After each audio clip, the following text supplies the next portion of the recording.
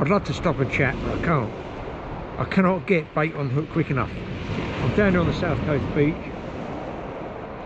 With a little bit of colour in the water. It's been a really, really big storm. Almost 2 days. I wanted to come last night. I think it's a little bit too much wind. I've got too much work.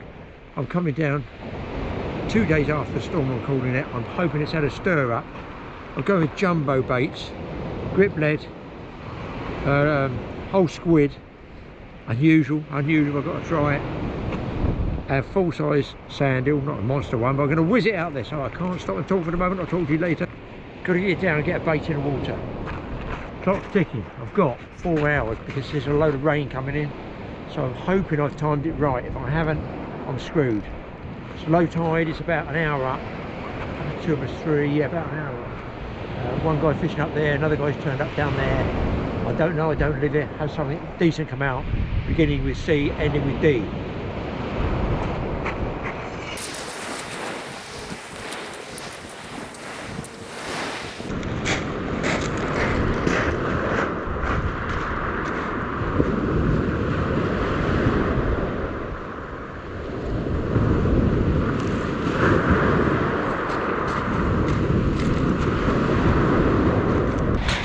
Just got to keep this big one out for this particular tide, because this is a big time to try and get a decent fish, I feel.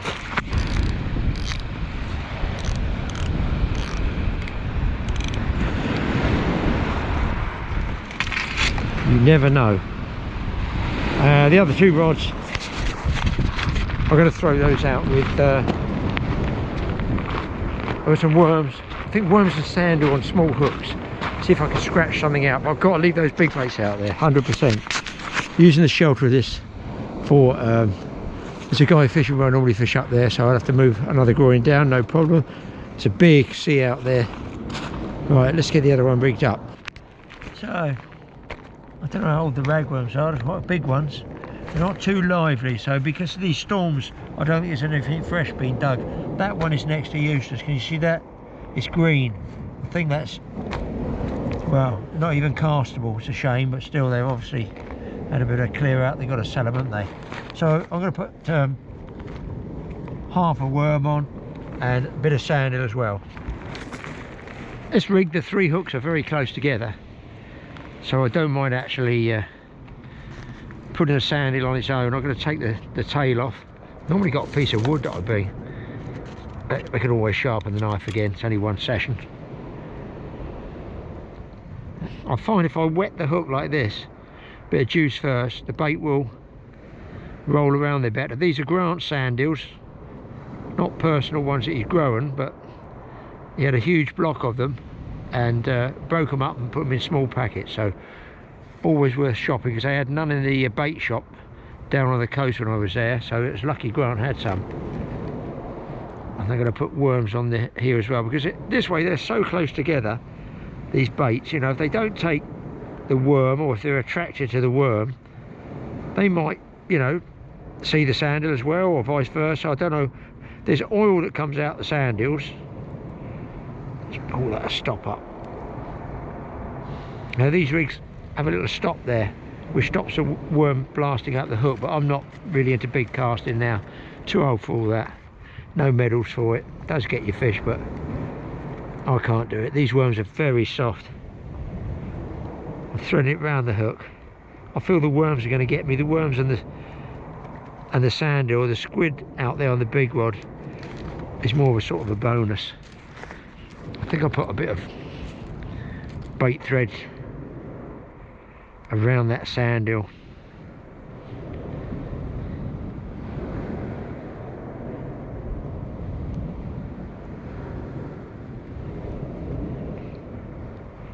Might have to combo bait these as well. I think these, I'll put them in a bit of warm water trying to thaw them out quickly. I probably thawed them out too quickly. Right, let's whiz this one out, folks. Bait's in the water. You wouldn't think at my age, 70 years plus 3.5, that I'd be this keen still to get out there, but there's something about beach fishing, you just don't know what's out there. The challenge is out there, and the weather and the wind and the tides. It's not like a carp lake where you just rock up set up your entire kitchen and bedroom and all that. Some people have a TV, you know, they put a TV in there. Why would you go fishing? Why do you watch TV at home? Also, I've got a plain long-tailed bomb. I'll show you this one. Hoping it'll get me a bit of extra distance there. I'm hoping it will hold out there. What I have to watch for are waves and a slack line bite. I like the colour in the water, I have to say, for the chance of a codling.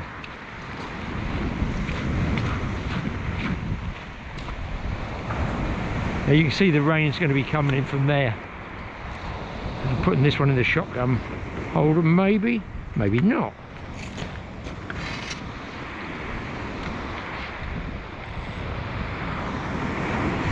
Last time I was fishing in with Mike, and I've left the spinning rods at home, so I've got like a light bass rod to throw out here, but it's a long one, it's 12-footer. Right, bear with me. Well, normally I don't use the big worms, but I am going for it now because I figure if the rain comes in I'm stuffed. So I've got some big chunks of ragworm there, grip lead on this one, and sandal on the bottom hook. I'm just going to whiz it out there. The rod's a bass rod. Why they call it a bass rod, it better catch a bass, hasn't it? I'm not sure about that not having a grip lead, that plain bob, because I normally fish with a bit of tension in the line. Other chap's winding in down there. I wonder if he's got anything. Tide's flooding in.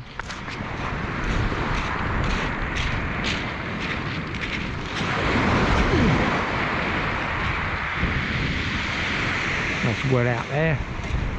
60, 70 yards, something like that. Oh, I forget there's a bite on that. I haven't crossed it, have I?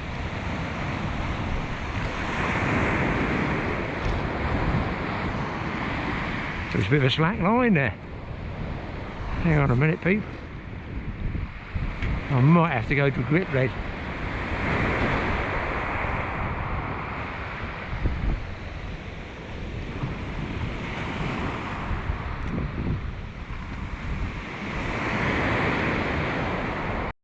There's a bite there, for God's sake, surely. I think the hooks might be too big. I'm just going to stay with the camera on that for a second.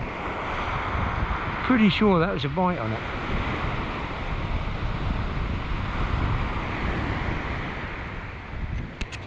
See, there is the cloud coming. It's coming from the southwest, so it's a good area to come from, but about 4 o'clock or so it's going to swing southeast, and I guess that's the bank of rain that's going to push into me. I'm hoping it doesn't come till 7. They give a 20% chance of rain. That was weird, that bite. Yeah, they give a 20% chance of rain. Hopefully it doesn't come. I'd just like to get till 8 o'clock tonight, till high water, which is way back up by that weed line. Now whether that's where the storm was, I doubt it. The top one will be the storm one. That'll be the last high tide, so probably at high water I'll move up again just before high. I've got a load more stuff to bring as well before it gets dark. I think I'm going to put the weight bag down here to hold the tripod while I just whisk back to the car to grab a bit more stuff. Always a rush. My fishing's always a rush, a panic in between jobs. Now it's not cold at all. It's 11, 12 degrees, 10 degrees, sorry. And if I hold the camera on these, you'll see they're pretty well stuffed. They're probably from last week before the storm. Those green ones normally mean they're spawn. That's next to useless. Won't be able to cast that. That one's gone. So you want the ones that, if I show it to you, can you see the difference in the colour there?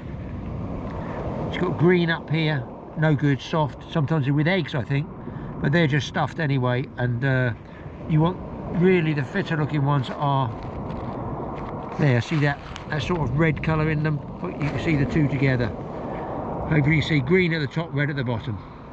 There's a lot of, unfortunately, a lot of green ones in there, and they're not even moving, are they? What a good job I got some of Grant's sand dunes. Mind you, if the fish eat them, I shouldn't be worried. More worried about the rain. Well, I've not fished this particular beach groin area, breakwater area before. I'm normally about 1 or 2 down. Doesn't make any difference, the sea's exactly the same out there. Right, I'm going to get another load. Custard cream, you can't beat that, can you? Even in the winter. Get bites on the small hooks. Cast to the left. Several times I've struck, nothing. Very, very sharp, tappy bites. Look like small black bream. I don't know. It's always nice to get that first fish, but I mean, I've really taken a lot of trouble. Picked this tide, this gap, maybe 5 hours, because you think high tide's 8 o'clock. It's dark in the UK. Let's do it again. Dark in the UK. 5 o'clock now. 4:30, 5 o'clock. As I'm making this film. I've got on 2 there. Cats. I can see weed hanging in the line, and with this storm about, I saw the other guy taking loads of weed off his line. So I'm just hoping it's not going to get, as it comes in the tide, the waves probably will get bigger. Start pounding and churning up the weed. And then it washes out, tangles in the line. Not great. But what I'm trying to say is, I wanted to fish really last night.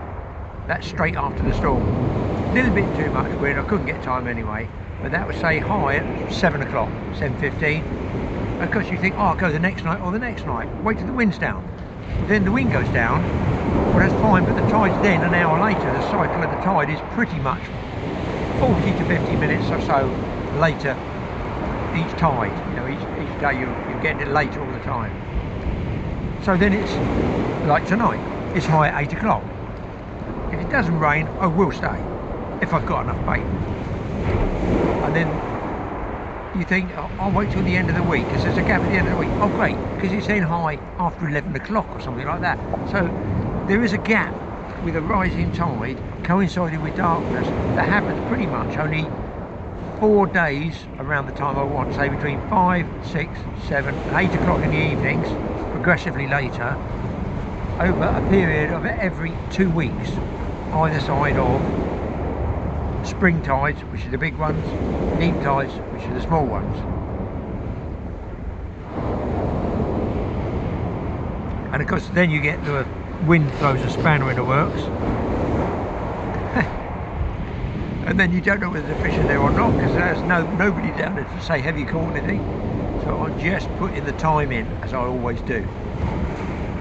There's a lot of grey cloud, high, we've got high pressure out there, so I'm just hoping it's going to hold off and give me a good 4 hours fishing.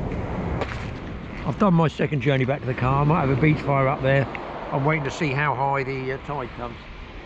I'm okay there, you just see the high water line when I get up there. Generally I fish, always use these breakwaters, because listen, if the wind's from the southwesterly in this direction, these wood breakwaters are great for being out in the wind, so you don't get chilled and cold at my age. You don't get cold. Well, you do get cold, but not as bad as standing out in the middle of the beach.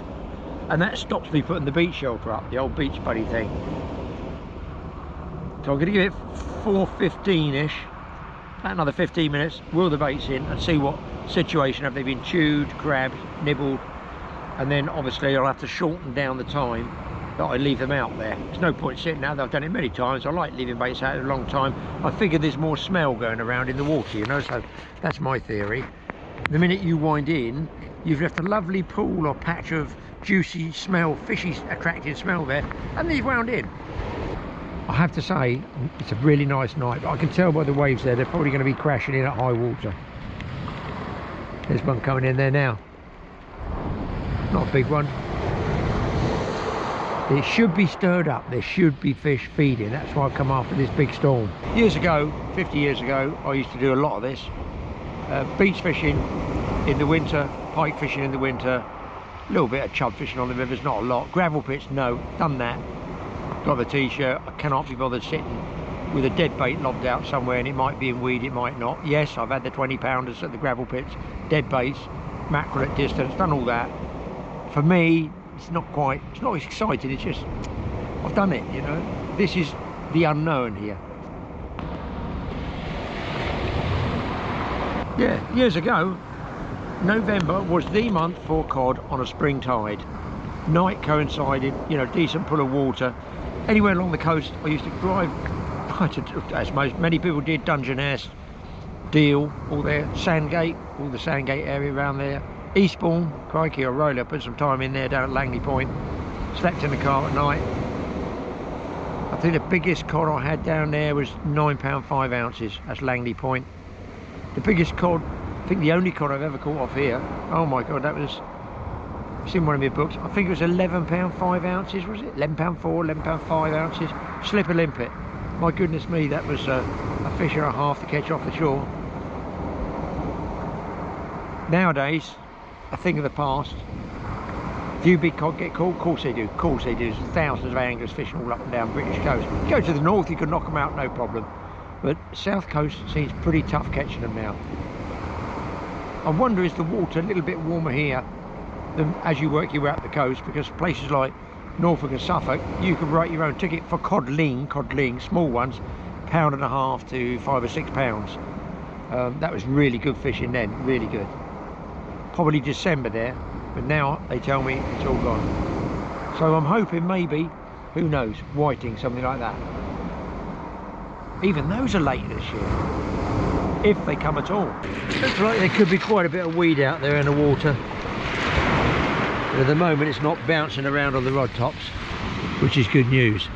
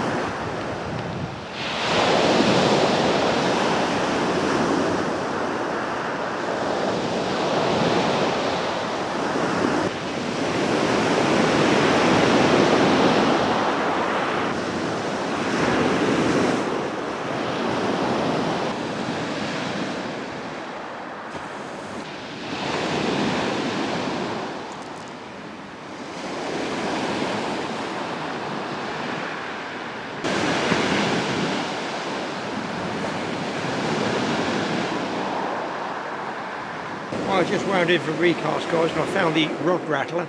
It was indeed a small bass.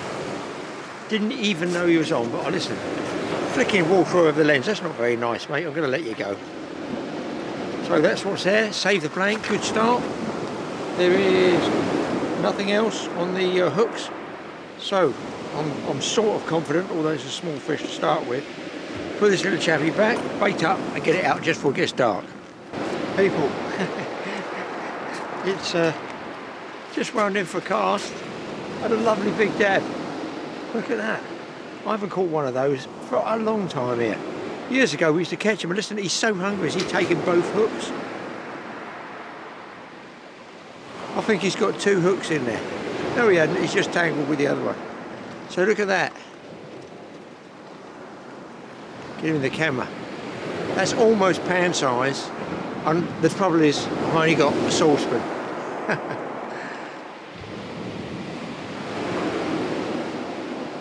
Just goes to show you. And like most dabs, he's throated the hook.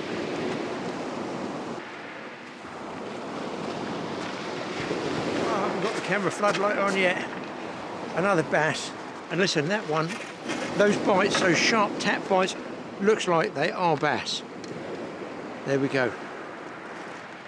Happy days. Any small bass we know, but listen, any bass is a bit of fun and it's nice to catch. If I get these little tappy bites, hold it, you know, the rod, and then as I feel them pull down, strike. Let's get this guy back.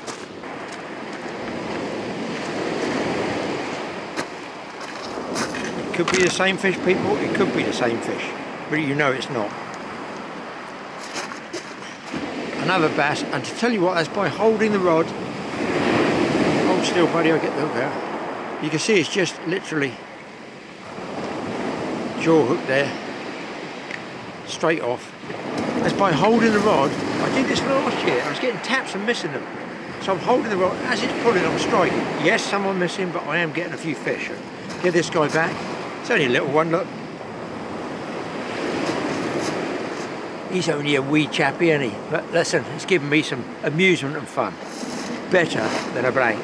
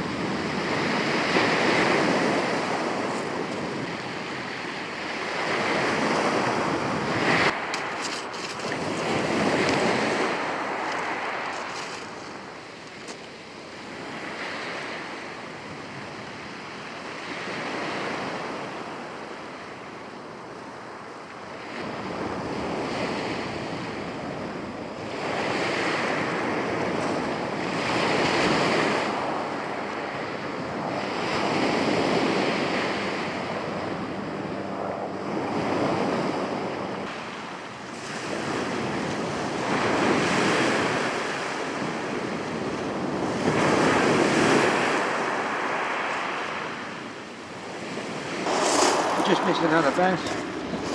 Definitely the same bite. There seems to be nothing on the sand hills. I don't know why. The expiring, rapidly expiring, partly dead worms are at least catching the odd fish. Getting the odd bite.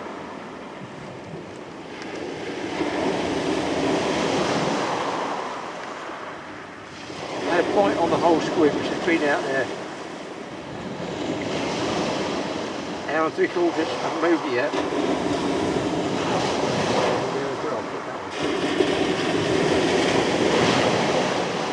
Sandal and rainbow. Usually successful combo bait for dogfish. Look, there's a sandal, nothing's touched it. Oh yeah, I've got to tell you about this light that Mike sent me. I think I've had it about a year before I've used it. The wife started using it inside. It lasts ages. I think it's for jogging. You know, jog along. Jog on. Let me whiz this out, right? The tide is coming in.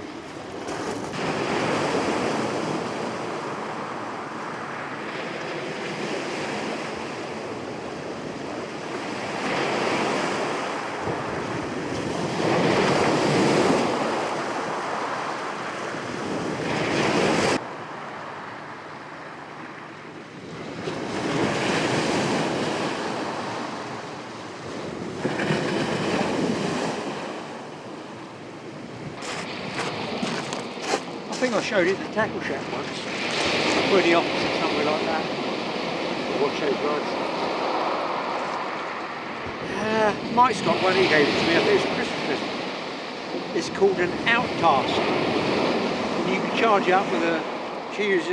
Mike uses the phone charger on his Apple. He said that works, and I've tried it on the computer, it takes quite a long time. It's got 4 lights it shows, and then you press something or other. That button in the middle there, I think. Yeah, that's the legs that come out like that.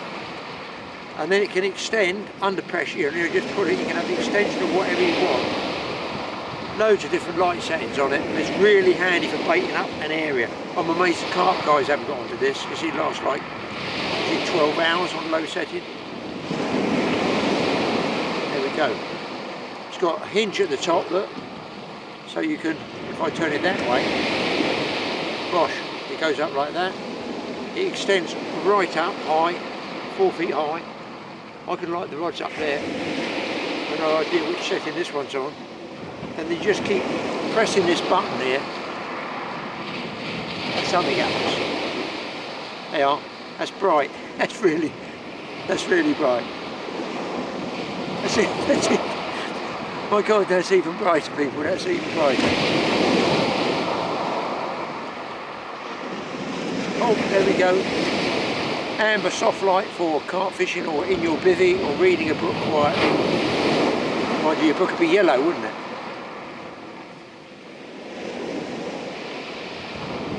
Extra yellow again, super yellow, and then back down. So I'm going to press it off, and I'm going to do one more press. Should go back to white. That's the one I want. So I'm going to set this up, and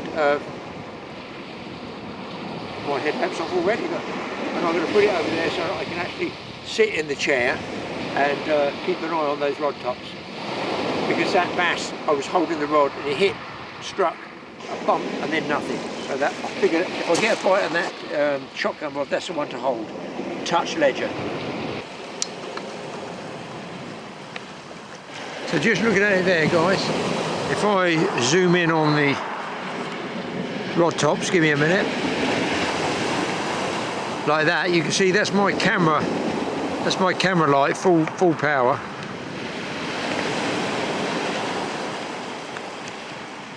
So that's my camera light, full power. I'll turn it off and you can't see much, but if you come and sit where I am, because don't forget, this is the camera, can't read that light. Over there, let's go over and have a look. There you go. There's the light, and of course I can alter that angle of that, so I can put it flat on the beach and alter the angle up until I get it just on the rod top, and that is, you guys can't see, but that's plenty for me to see.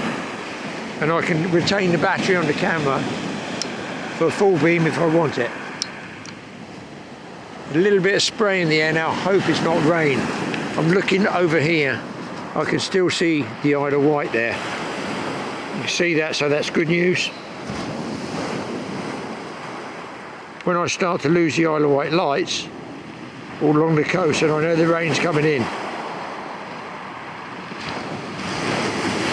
hope for another fish.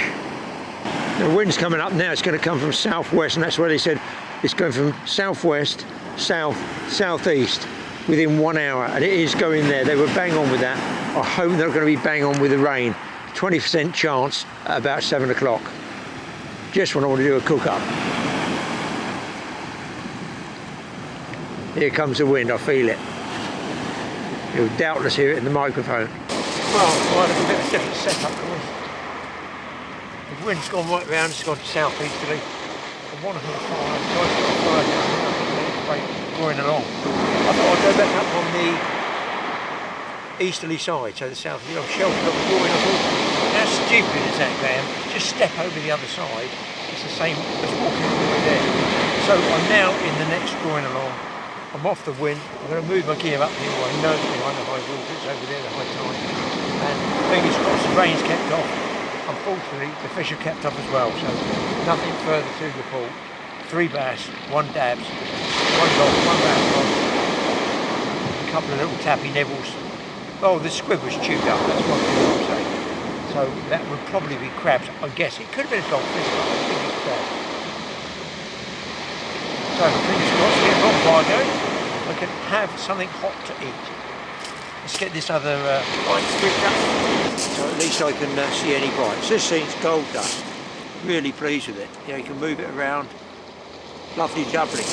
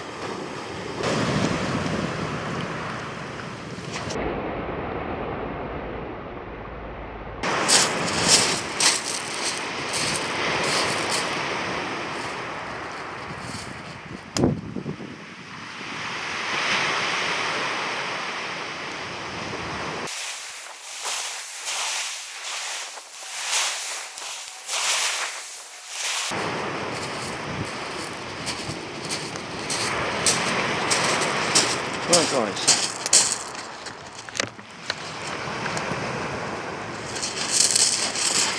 Well, that made a move. Well, it sort of didn't make a difference. I'm on the other side of the drawing, but small bass again. Let's turn that down for you. Just another, I can't say just another small bass. Nice to have a small bass like that. Quite happy catching those. At least I'm getting some bites now. The fire's going, and I'm going to put on some ravioli. Let's get it back. Just lead hooked, and I changed that from a plain bomb to a grip lead, and I think it hooked itself against the grip lead.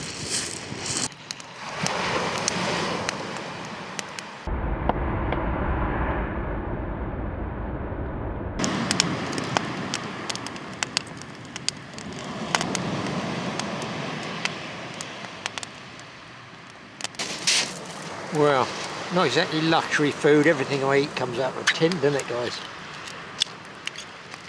The fish I've caught, A, are not big enough, and C, how's B gone?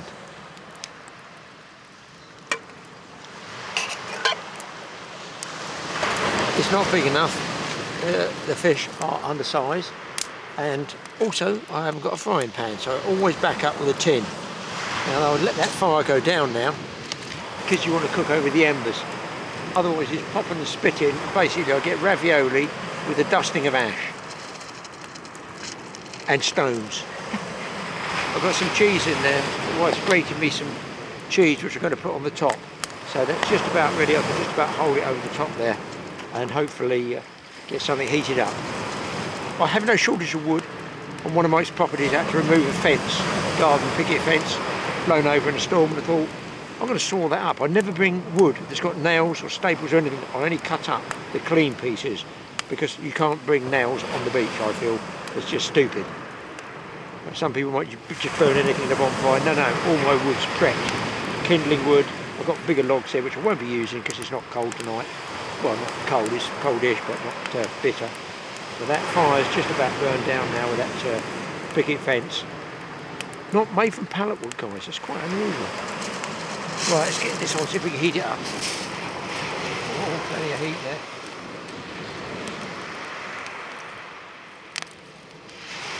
Put it on the edge to start. And watch the handle melt.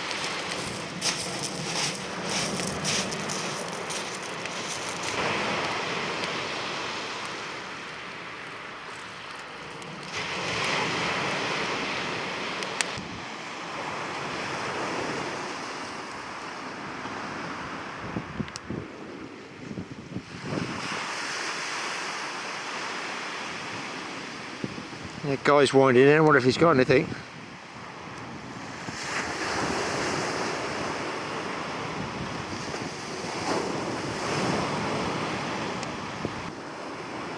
Might have some weed on there and a fish, you never know. The rod doesn't look big enough for one of those legendary cod off the beach. Let's look how fast that has burnt out just while I'm filming there. And when you're cooking outside, it's bubbling away, but it's really tricky trying to cook. Let's look, I stick into the edge of the pan.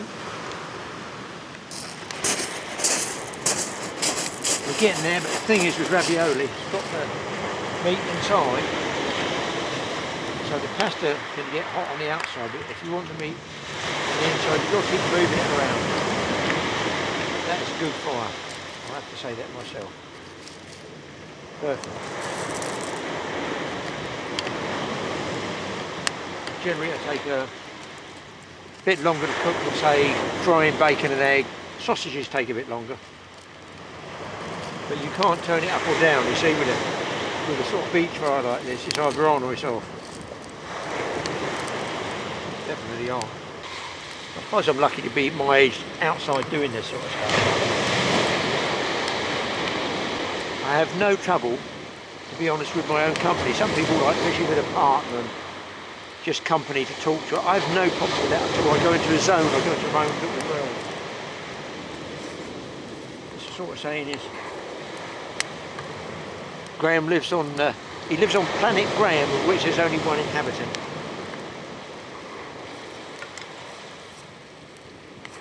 What I've got to watch is when I put the cheese in there, it doesn't all stick.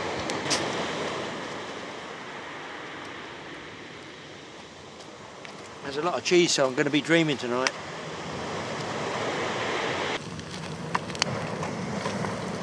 Nice cobs. Cobs are what we call rolls. Some nice cob rolls here. Has the wife buttered them? Oh my God, look at her, she's buttered them as well. What a woman.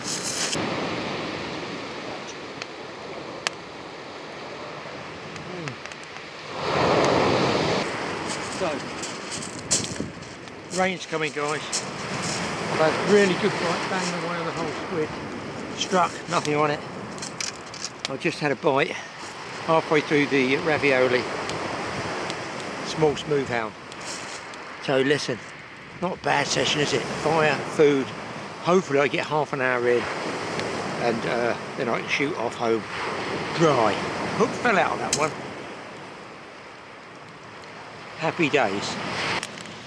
Now the rain's coming, guys. I thought my hand wipe towel is soaking, so I better dry it out. But unfortunately, that's right. It's definitely dry. It's still glowing. You can make a tinder cloth out of this. So now I've got to put it out and watch what I dry my hands on. I think there's about one cast left, guys. In fact, that's never going to go out. That's burning better than a fire. So I can dry my hands out. Everything else, all my gear is now wet, soaking wet. As is the camera, so I'll be putting it away shortly. I wanted to stay another hour, but you know, I could put the shelter up, but look, the shelter's soaked now. All the bags are soaked. I think we're getting to last cast. Well, I think I might have had last cast of the worms. I virtually had to pour on the hook now. Worms were shocking, but still they caught a few fish. You can see the rain there. Not great at all, and I'm getting soaked. 5-minute warning, people. I've had a good little session, enjoyed it. They said it would rain, it has rained. I just thought, well, I had hoped they were wrong, and they weren't. For once, the Met were, or the weather people were right.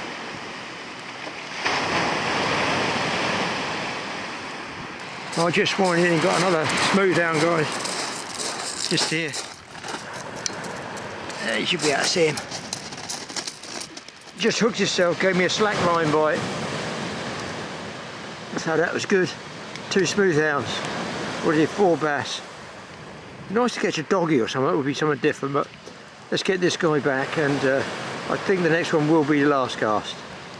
Not a bad session though, really. Shame about the rain. Well guys, it's still not over, can you believe it? My first one. I'm going to get right down on this because the camera's soaking wet.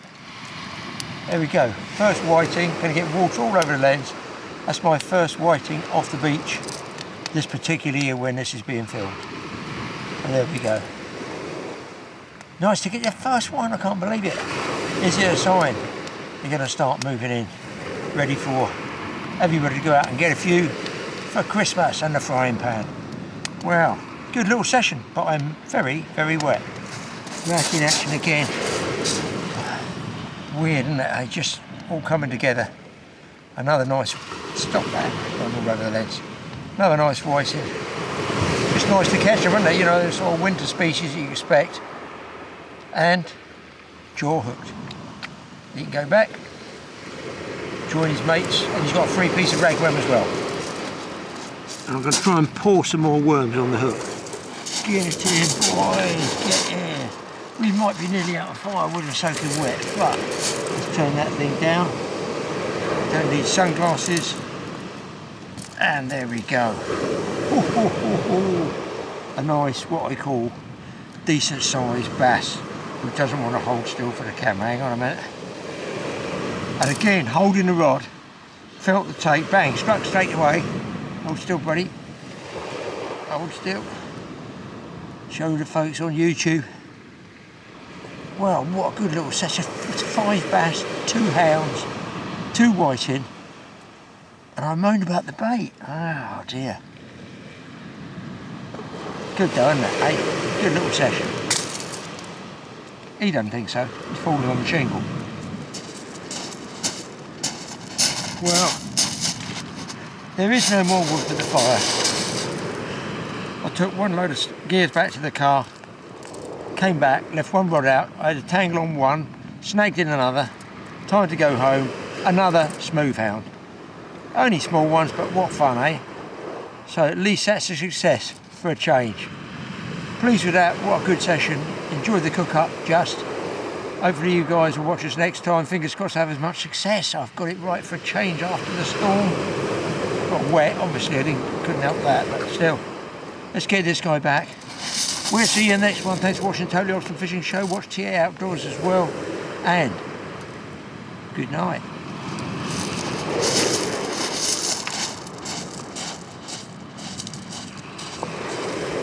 Well, I certainly enjoy my little bit of winter beach fishing.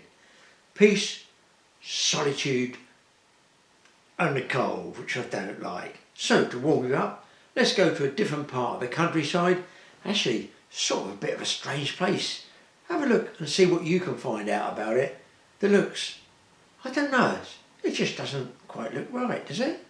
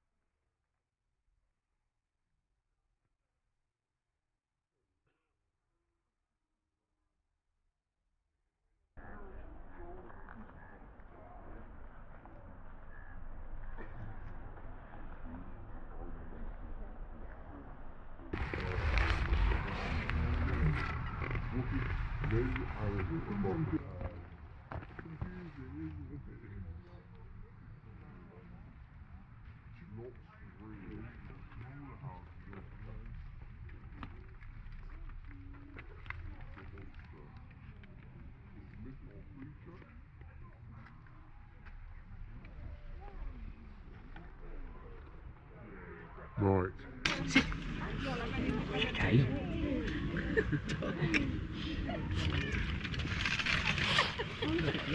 That's it, so you've got a sense of perspective. Yeah, get them idea. Yeah. It's like a drone. Right, this is the flashing. That's great.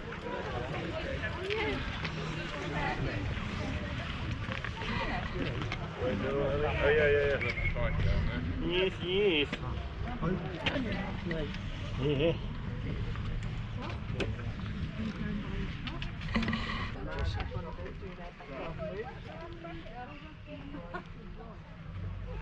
Oh look, there's a person. He's just had a fresh lick of paint, hasn't he? The vicarage. Oh, The gardening there as well. Real touch on the hill. It's good, isn't it? That's the touch. The real one. Yeah, like a full size. The batch ring, yeah. He just wants to grab them. Oh, and Clay's the easiest. Is it? Yeah.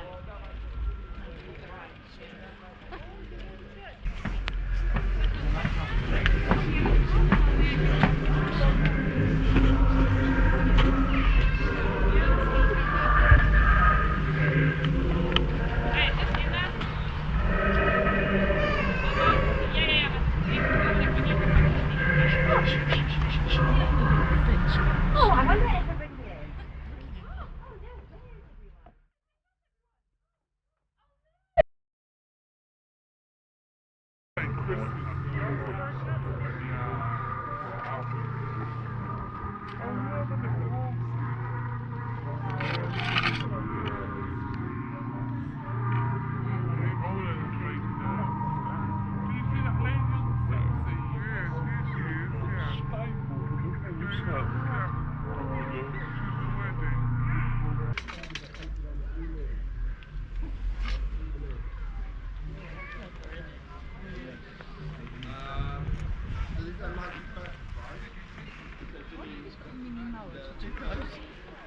Third Brexit. Great Britain, Scotland and Ireland. Because Ireland have divided countries.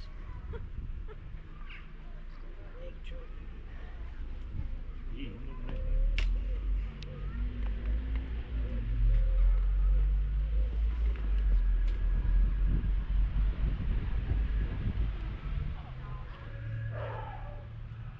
you see Bell's Cottage?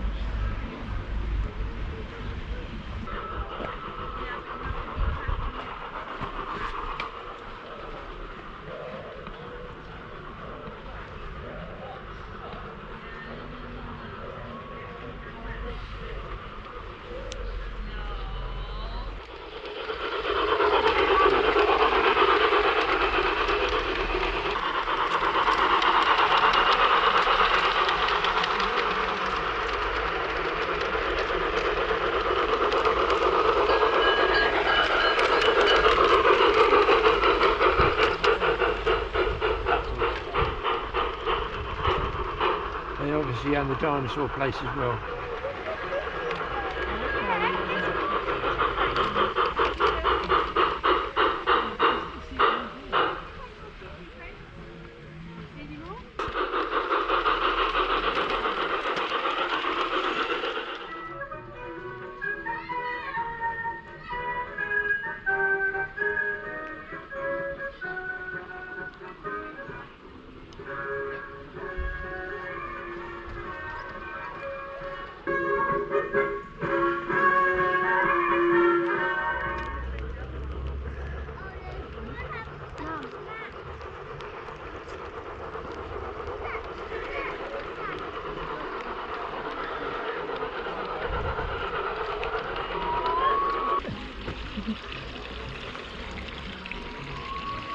Who's that? Is it Grumpy? Didn't meet the eye there, wasn't it, up and down? Very happy. He wants to see the train. Here it comes.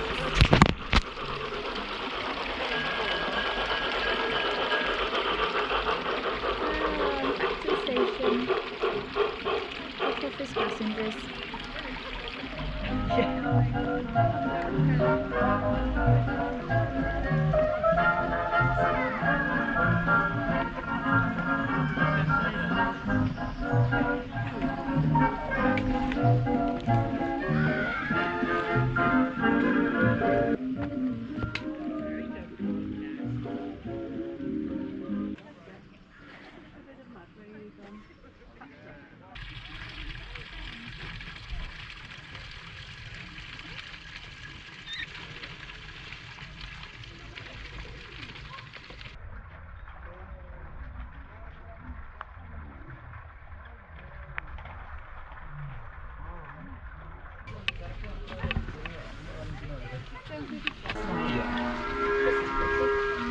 It's really nice. It's all new growth this year. Yeah.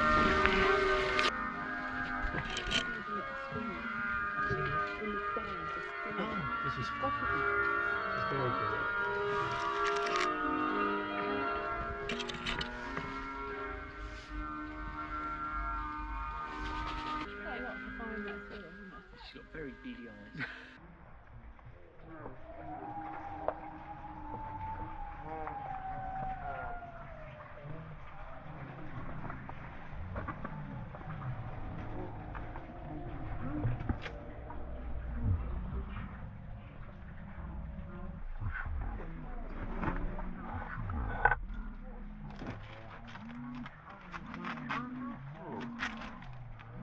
Well, just how much work had gone into making all that. It's a replica of an era gone by, which was obviously, I reckon, a lot more peaceful and nice than it is nowadays, isn't it? Check out the modern world. Which is the better, that old times one or the modern one? I think I know which one I'd sooner be in, even if it was down at a lower level. Let's move on. Hope you enjoyed that one. Something a little bit different, isn't it? And we're going to pop in now to see part 2 of Grant's introduction on landing nets. Similar one, that, sir? Yeah, so similar net, so Garden, the same company as that. Target is their little specimen range, and these are just their standard nets. So then it's basically, as you can tell, similar mesh. But again, just a smaller net. Smaller net, a little bit shallower. A little bit shallower, but nice and sturdy again, but still good for a good sized chub and stuff like that on the river. Yeah, I'd like to catch a chub again, that goes in there. When I say specialist, I'm talking about river, lake, canal, whatever suits you really. Generalise that, generalise net. So I get asked for different types of nets. One being, have you got anything that folds? So that's where we're starting a folding spoon net. I'll show you the traditional, as we call like a triangular net. Yep. So this is Drennan's specialist range. This is the deeper 36-inch net. So these ones come in 3 sizes: 28, 32, 36. So this would be carp, would it? Carp, Pike. barbel, stuff like that. To be honest, bigger barbel pike. I use these for me. Especially pike nets, you'll find now you probably be 42-inch everywhere you go minimum for like a big net. So this is a 36-inch fold away net, which I prefer taking my handle down on the river and folding it all up. But I'll show you some of the handles we pair them all up with in a minute. So I'll talk through the nets and then we'll match up some handles and I'll show you what to do. So this one, that's like we used to call the old spring bow years ago when they first came out. So I'll probably, I won't be able to do it like this, guys, because you do it on a handle normally. No, I'll do it in a minute on a handle. So that's your 36-inch net. When I pull that, it'll give you a nice curve and tighten it, but nice deep mesh. We've made them so they sort of hang flat in the bottom. Yes. So when you're trying to put a barbel or something back, you've got somewhere to sort of keep it flat. That's good. I know. So they've got that sort of flat area at the bottom rather than a taper that continues. Taper that cuts out. So I'll show you that one on the handle in a minute that matches it. So then we've got the other versions that Drennan do are just a fixed net. So solid metal spreader block. These aren't plastic, just so that you'll know, because that is one of the downfalls sometimes. Plastic in the cold, the heat, it gets brittle and they pull out from here. So that's a 22-inch. They go from, I think it's 20, 22, 24, 26. So it's a big range. There's a big range of them, and then if you want to go up bigger than that, you go on the folding net. So that's the 26-inch version. And these would be all the mesh, knotless, whatever, the latest stuff, or they're all very similar. It's a nylon still, but this is a dual mesh, as they call it, because you've got the larger mesh to allow the water to come through. Yes. And then obviously that's the smaller mesh in the bottom to stop the fish's fins going through. Yeah. Good idea. So that's obviously your 26, and I'll say there's a few others in the range. I haven't got them all out with beer for days. All right. All right, so that's another 2 there by the Drennan. Another one I kept getting asked for was like a spoon net that would be rubberised. So basically, it's still a nylon net, and then they dip it in latex to rub the net in. So that's why they call them latex nets. They are actually dipped in a rubber latex, the mesh. Almost sort of tacky feel to it. So the idea of that is quick drying. So really I can just shake it off and it's pretty much dry. It's not much wet. Less smell in the car too. Less smell in the car.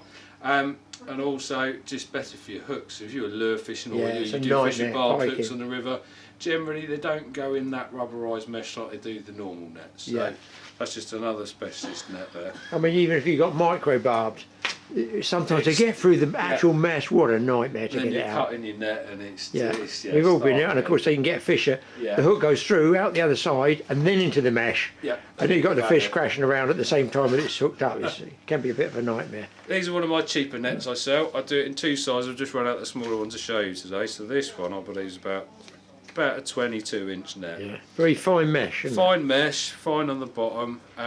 Just one of my cheaper pan nets I do, to be honest, for just general fishing. So, but I say price-wise, they're $12.50. Yeah. The other nets on here, I didn't mind for any prices.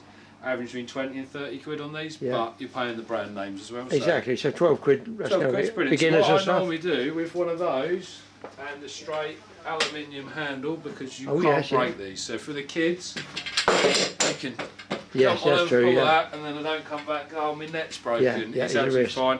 So I do like a net and handle for £25 as a combo, which is a nice price. But Yes. that's just your basic Extender, yeah. handle.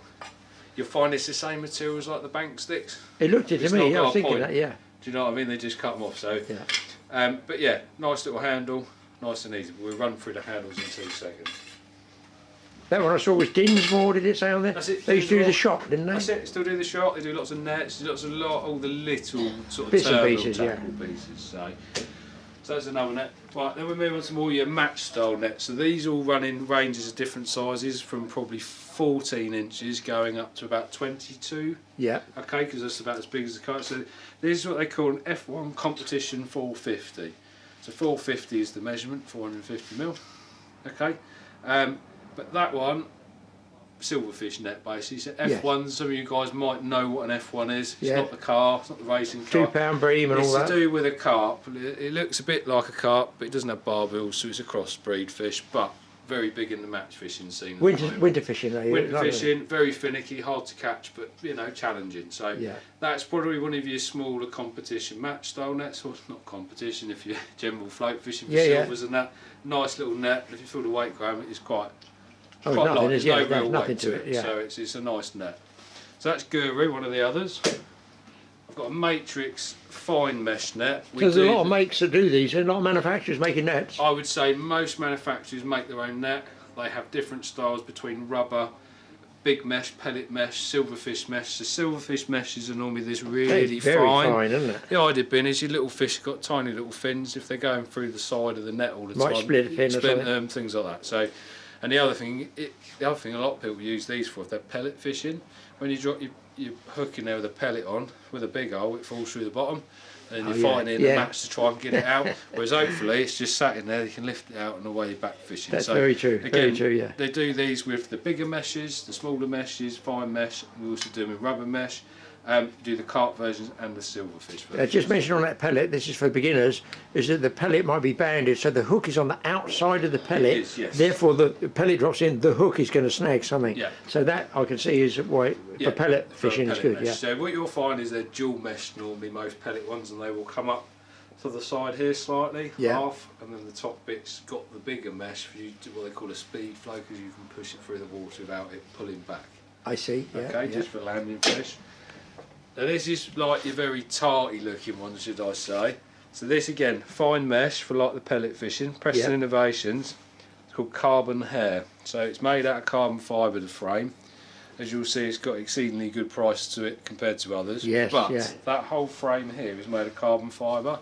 So Feel the weight difference. Oh, God, there's nothing there, is there? If you're competition fishing, you've got I would suggest something like a 4 metre landing net handle, which is quite a long handle. You put a heavy cheap net on the end, it makes it unbalanced. 4 you put metres? the light net. Is that what they use? That Yeah, they've got to 4 metre net, some of them go 5. So when they're competition fishing, they want to they've fish got quick. the pole elastic up and it's out there, they can net very fast on it. So, but yeah, just a nice, you know, some of us like our extra little things in life, and I'd say that's one that's just a nice little net, but it does exactly the same performance as it nets a fish, but just easier if you're doing it repetitively, and you're netting more and more fish. Yeah, then you would get tired, wouldn't you? Yeah. Yeah, you do. So this is the new Drennan silverfish hook resistant net. And reason being hook resistant is what we were just talking about a minute ago. It's rubberised. Tacky stuff, rubberised. Yeah. So they've got triangular sort of mesh, which sort of turned on its side, so it is still squares, but it looks triangle. Yes. But again, it's not a dual one, it's just a speed flow, so it's just the rubber just helps the fish, really. I think they reckon the rubber, realistically, is not as harmful to the fish, taking their slime off as it would be on a standard net. Yes, yes. But definitely, always wet your net before you net the fish. Yep. Because that's something that will take the slime off.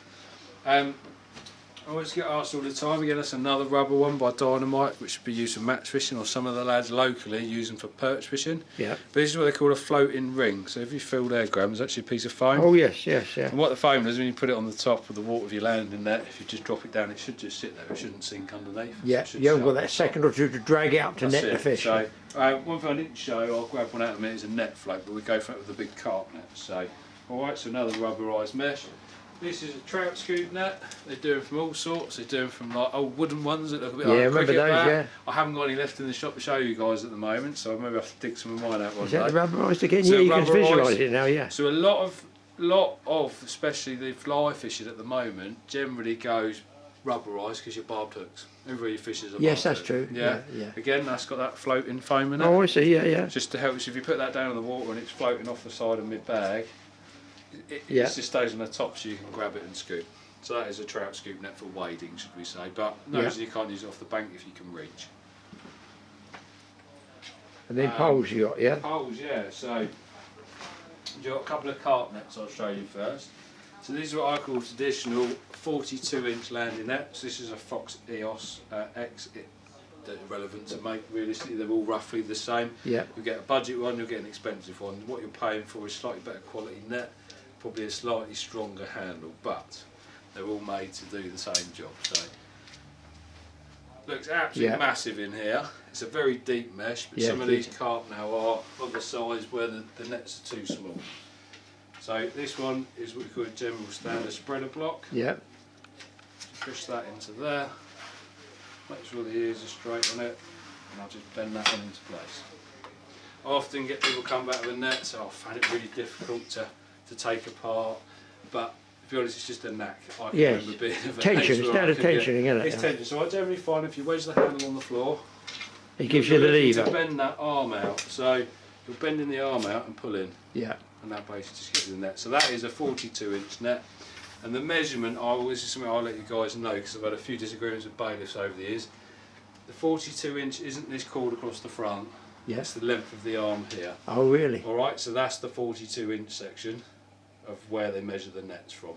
Alright, so it's not a measurement from across the front. Across the front. I see. Alright, so there you go. So that's just your basic net and handle, 60 quid. So quite a nice one there. So. And I'm going to show you a new one Fox has just brought out for predator fishing, which is a 42-inch net and handle, but it's a latex mesh. Wow. Again, for the guys who are pike fishing with dead baits, big trebles with barbs, and there's nothing worse than ruining your net with a barbed hook. And the other thing, of course, is if the fish gets hung up in there, for beginners, you know, I've seen some horrific juniors who get the pike start thrashing around, they roll. I've had it, of course I've had it. Yeah. They roll, twist up, you go, oh my God, I've got to get this sorted out before the fish dies. Yeah, and there's a panic on them. There's a panic on them, yeah. So this is Fox's new Predator, Fox Rage Predator net and handle. Okay, so it comes with tapered handle too, tapered handle, which is a carbon fibre one, so it's a nice posh one, so they're Elite Pro net, which is nice and light.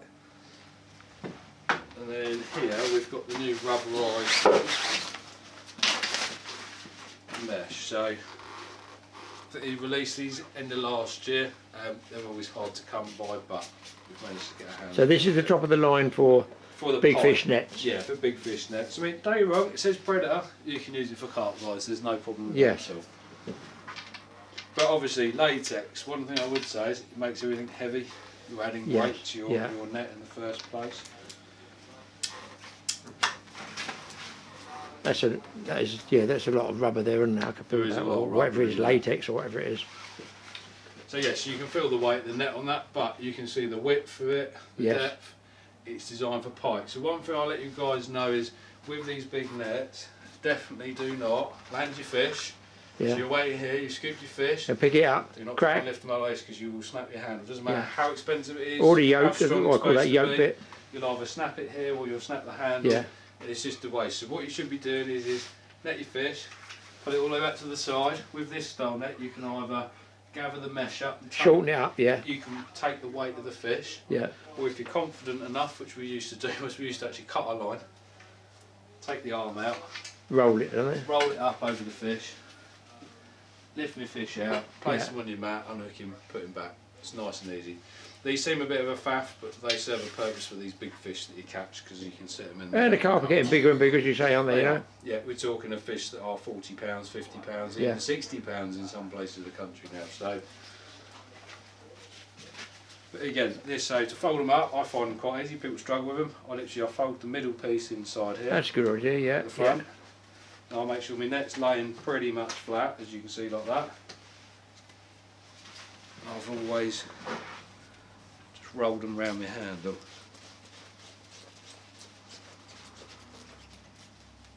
And we've all been fishing, caught some fish, chucked it in the car, chucked it in the shed, and then it stinks. So, you know, I find every time I rinse mine off with a hose pipe anyway, just, you know, and then let it dry out before you put it away. Don't put it away wet. We also get asked questions about, obviously, carrying diseases on nets, things like that, J's fluid, dips, things like that. Totally honest, what's been proven is a dry net is the best net because it's dead. Yeah. If your net's dry, whatever disease on there is now dead. I stick mine in the greenhouse sometimes, and the unhooking mat. You know, the UV light will kill everything. So, this one comes with a stink bag. So the stink bag, I think it just holds the smell for you to smell it later, to be honest. So. Yeah, that's true. It's going to be in there, yeah. Okay, so they're not a hard one to pack away. They give you a decent sized bag. Yeah. A lot of them like to do these very tight bags. It's nice to sell it, but unpractical. So a nice practical net there. So that's your Foxwage Predator Elite Pro. Right, so we've even got ones here for the sea guys, and this is what we call as a drop net. I've got different sizes. This is a larger size of them, to be fair. Again, rubberised mesh, a nice long cord which is in my hand. And either be pier fishing or off steep rocks, things like that. Obviously be careful on rocks if you get it caught, but it's to lower down, pull your fish over it and then pull it back up. So what's that bar for? It's just like a steadying bar. To space it? I think to space it, so then basically you end up netting your fish in that gap, it'll that always area. end up facing this towards you because of the way it hangs.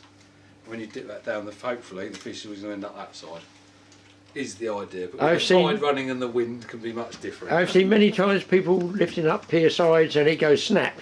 Snap. You know. The other thing to do is there's no reason why you can't. Not the net, the line we're talking about. That's why you need a drop net. You could upgrade the line if you want it to be heavier, but no, but they try and pull. They get the fish up. It's on the surface. Then they think a hand line on their fishing line. Try and get up the pier. It's gone. The hook will straighten. Somewhere to go. With that, you should hopefully not drop them extra fish. And that's rubberised as well. It's a rubberised mesh. So. But you know, if there's anything you guys want to know about, like tackle wise, tips, hints, or just something to know about a net or a bivvy, waders, whatever, a hook, just leave something in the comments about what you'd like to hear about, and we shall try and get a video done for you. Well, thanks for watching this episode of the Totally Awesome Fishing Show. Hope you enjoyed it. Why not share it with anybody else? Or if you've got some friends that sort of like this type of thing, which is just casual bit of fishing and then the mishmash of different random weird stuff that I find to film. Yes, it does take a lot of time to put it all together and to go out and get all the filmings, but I know a lot of you people out there enjoy watching that different stuff. Sometimes it takes you back to a sort of bygone era, doesn't it? Anyway, hit that subscribe button, hit the like button if you want, hit the notification bell if you can, if you want to know when we've got films going up, which is pretty well mostly every Friday at 7 PM. Don't forget to watch Mike's TA Outdoors, and fingers crossed, we'll see you in the next film.